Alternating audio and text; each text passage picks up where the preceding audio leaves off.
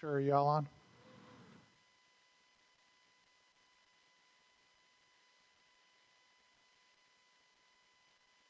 Mr. Harbison? Mr. Wiltshire?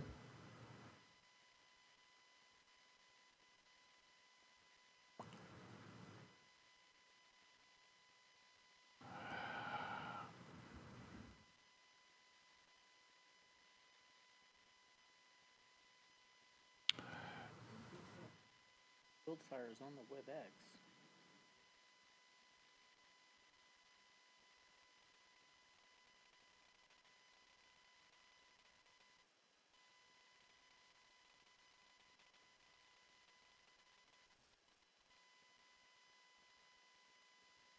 Bear with us, folks.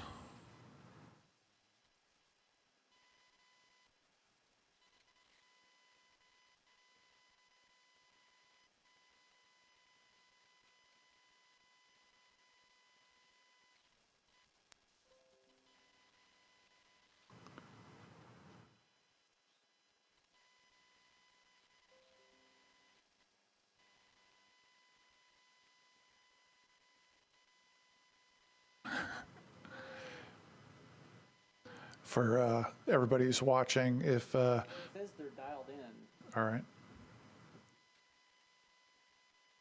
they're dialed in on WebEx or by telephone.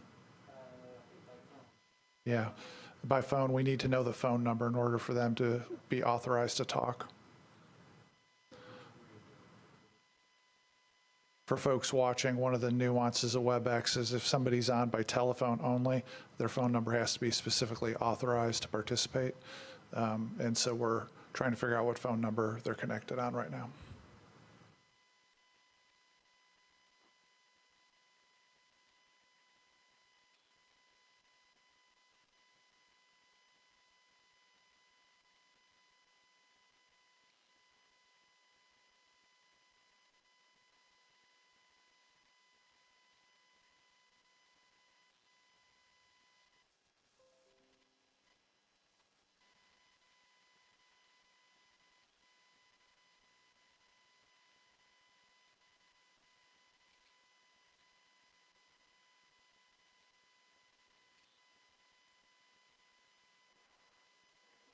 Can you hear me now?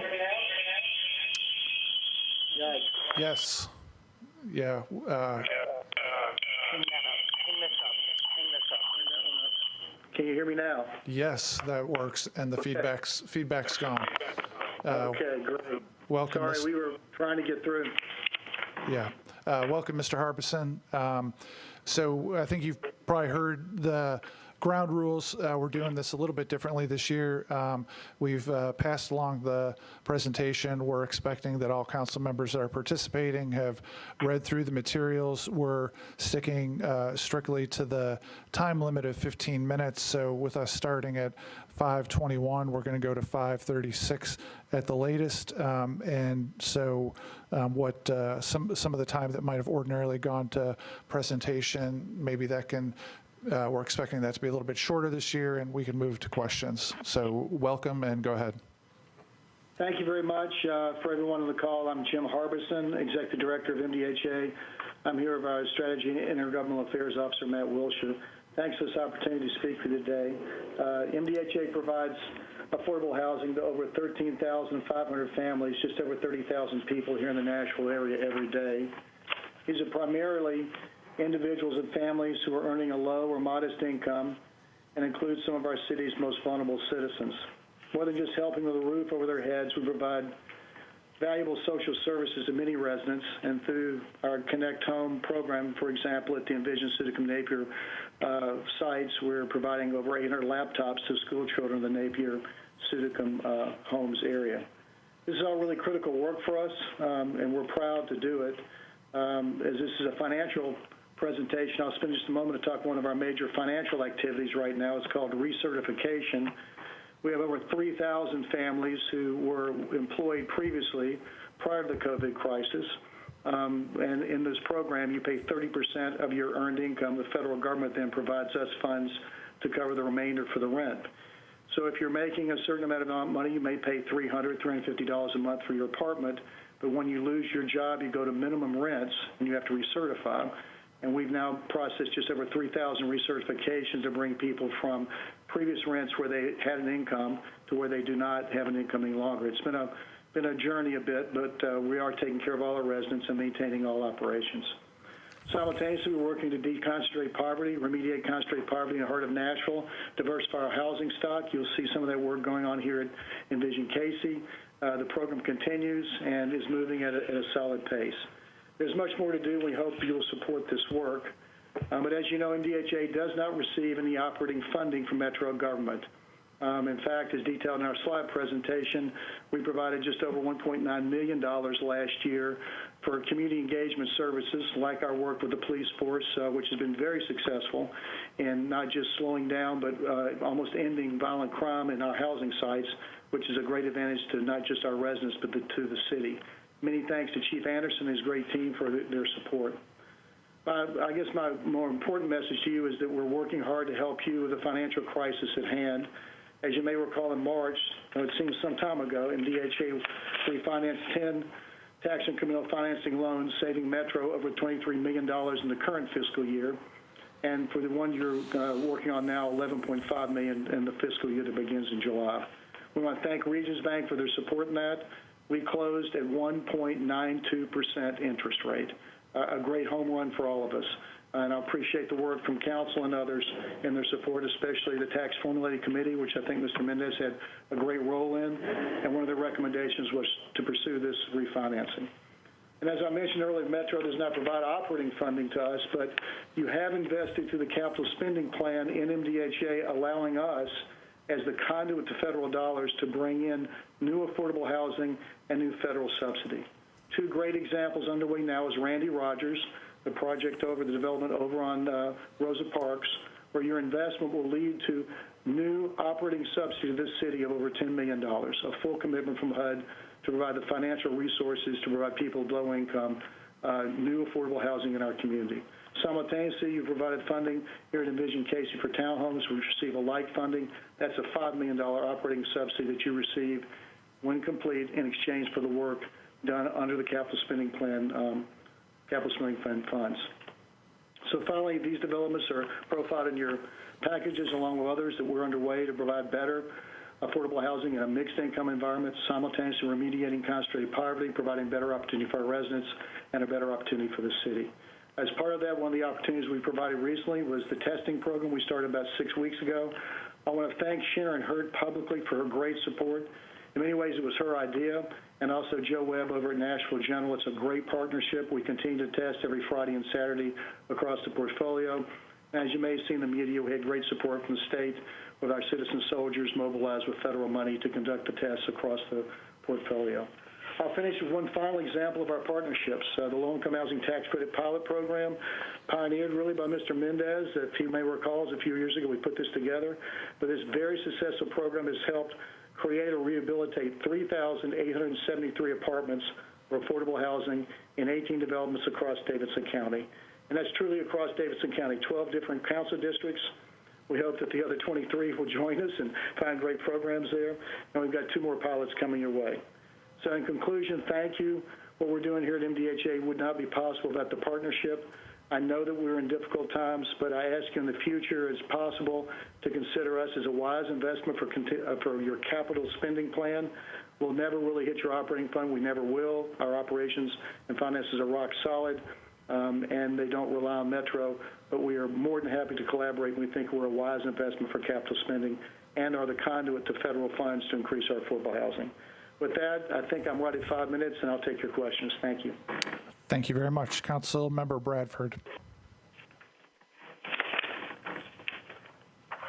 Thank you, Mr. Chair. My question, looking at the information sent over by MDHA on the 6th page, where it shows going all the way to fiscal year 32, the data on this chart, is that under the assumption that there be no changes in loans or financing, or does this take into account any expected or future investments or loans?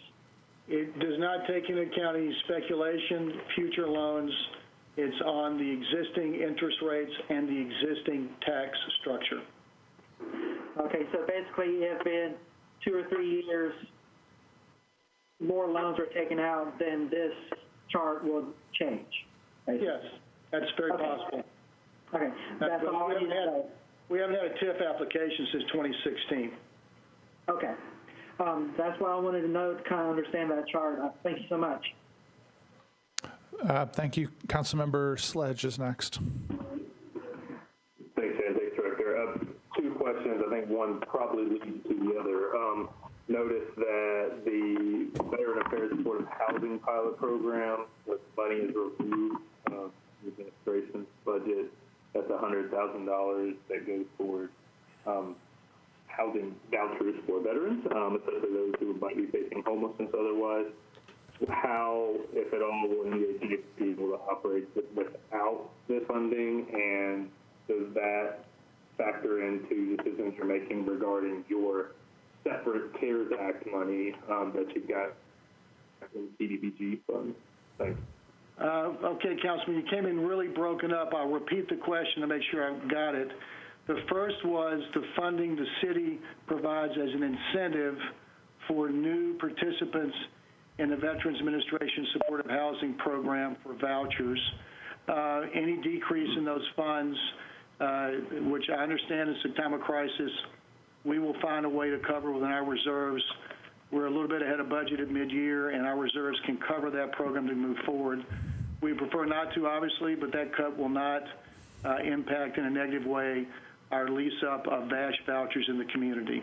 That is our only program that's a little undersubscribed, mainly because we work at the pace of the Veterans Administration qualification of veterans. Your second question related to CDBG CARES. Could you rephrase that? You came in really broken up, and I didn't quite catch it.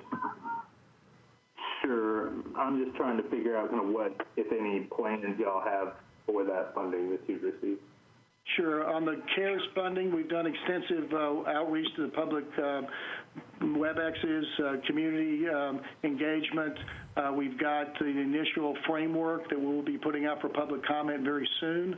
We will follow the same rules for the Community Development Block Grant program that HUD places on us for execution in the action plan and the consolidated plan. It's just at an accelerated pace. And while we've got several recommendations, we're relying on the public comment of the documents that we'll be publishing next week, and then move forward from that point. Thank you. Councilmember Allen.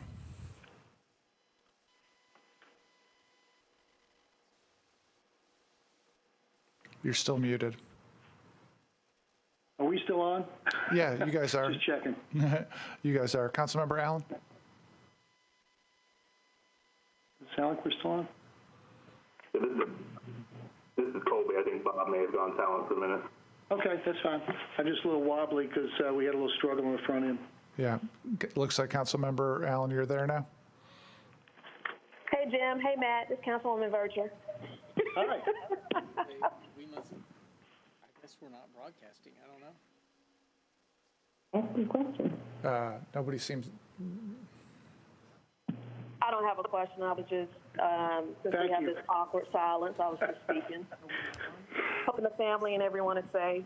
Well, thank you. They are. Appreciate it. My daughter, knowing I was coming on today, she's special needs. She's an essential worker at the grocery. Everybody at Kroger. Can't hear me, I She said, guess. well, if you hit a dead spot, tell them this. What did the 0 say to the 8? Nice belt. He's telling a joke. Everybody gets. That's a special needs joke, I guess. In a way. He was dying to tell that joke. I'm glad we had this pause That is definitely a dad joke. to make room for that. That is definitely a dad joke. My daughter's going to be so happy I told that. Jim, make sure you tell her that we laugh. That's it. That's important. Thank you. I do have a question. Can I jump in and ask it now? Yes, ma'am. Right. The board chair has a question. I don't know what. Is Mr. Mendez back? That's off. If not, I'll jump in.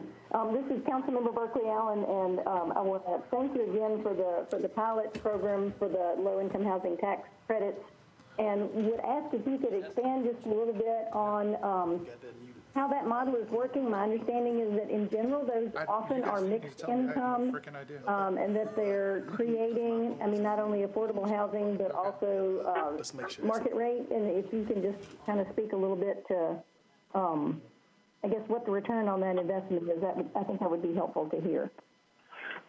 Certainly, first of all, hugely successful program. Just as background, the state of Tennessee is unique among 50 states in that it taxes the tax credit value with property tax of the federal income tax value that a developer gets when he enters an agreement to have low-income housing. This pilot program we have restores what the property assessor must do by state law, which is tax that value, diminishing the attractiveness of the opportunity for developers. The pilot restores the program just to where it's supposed to be for the feds. But most of these programs have either 50% of the units at, 20% of the units at 50% of AMI or below, or 40% of the units at 60% of area median income or below. So they are by definition generally largely mixed income. Although some do go full up in that we provide project-based vouchers to a few, and they have almost across the board low-income residents. Most are mixed income, providing the diversity of opportunity that is the best model for low-income living. So very successful program. There's 18 developments. We've been at this now about 4 years, I think. It might be 5, but a hugely successful program and really a model, I think, for our state. Thank you. And the question that's come up is if we would like to tinker with it to perhaps extend it to operate for the full length of the low-income housing tax credit period. Can you comment on that possibility?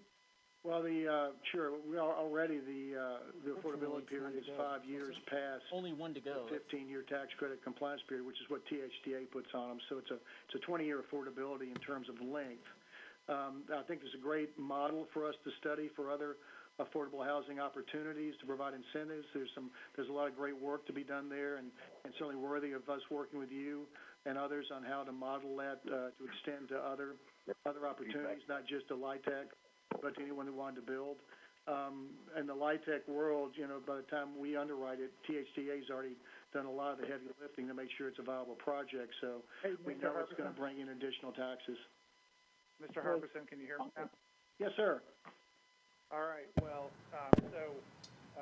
the connectivity utterly failed in the chamber, and I'm in one of the committee rooms now on ITS guy cell phone. Quiet on MNN, too. Brave new world. Yeah. I think I still have, so I appreciate y'all filibustering for a while. I could hear you. You couldn't hear me. I have people at home watching it. Councilmember Allen, did you have any more questions? No, that covered me. I appreciate being able to jump in. Thank you. All right. Thank you very much for that. And it looks like nobody else has got their hand up. If any council members do have questions, use that Q&A function in the bottom right corner. And Mr. Harbison, thanks. And you had sound issues at the front end. I got sound issues at the back end. Appreciate you bearing with it. Yes, sir. Thank you for your time. I appreciate everyone letting us present. Thank you.